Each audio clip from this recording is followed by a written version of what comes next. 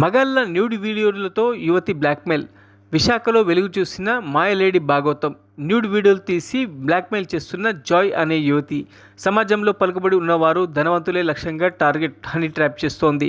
అనంతరం వారిని కలిసి మత్తు పదార్థాలు ఇచ్చి స్పృహ తప్పేలా చేస్తున్న యువతి తర్వాత తాను వారితో న్యూడ్గా ఉన్నట్లు వీడియోలు తీసి డబ్బుల కోసం బ్లాక్మెయిలింగ్. ఓ వ్యక్తి చేసిన ఫిర్యాదుతో జాయ్ని అరెస్ట్ చేసిన భీమిలి పోలీసులు. అర్థం చేసుకోండి, అబ్బాయిని ఏ విధంగా గ్రిప్ లో పెట్టారు. అప్పుడు వరకు అబ్బాయికి నేర్పించారు. మీరు మీ తల్లిదండ్రుల గురించి పోలీస్కి పోయి చెప్పండి, సిపి గారికి పోయి చెప్పండి. తర్వాత లోపలికి వచ్చి మాట్లాడుతూ ఉంటే స్లోగా ఆ మత్తు పదార్థం ఏదో పెట్టారు. ఆ ఇన్ఫ్లుయెన్స్ పోయిన తర్వాత మొత్తం అతనికి అంత మెమరీ రిటర్న్ వచ్చి స్లోగా మొత్తం చెప్పారు. ఎలా ఎలా ఎలా ఎలా అంత చేశారు. ఈరోజు మనం పేపర్లో చదివాం కదా. ఈ అంతా చెప్తే మేము వెంటనే కేసు రిజిస్టర్ చేయమని ఆర్డర్ ఇచ్చాము.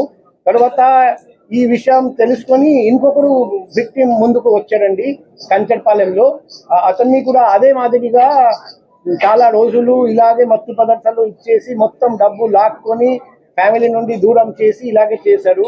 ఇప్పుడు మాకు తెలుస్తుంది ఆ గ్యాంగ్ లో చాలా మంది ఉన్నారు.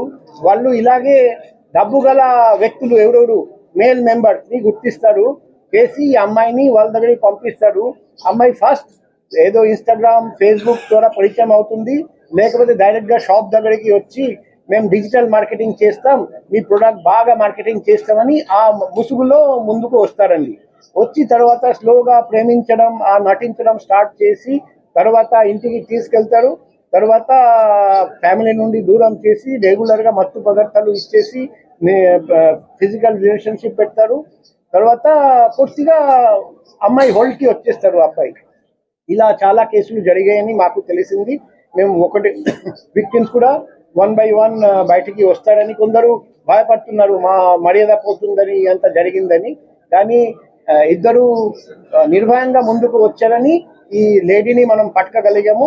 ఈ లేడీని పట్టుకోకుండా ఉంటే ఇంకా ఎంతో మంది వ్యక్తులకు ఈమె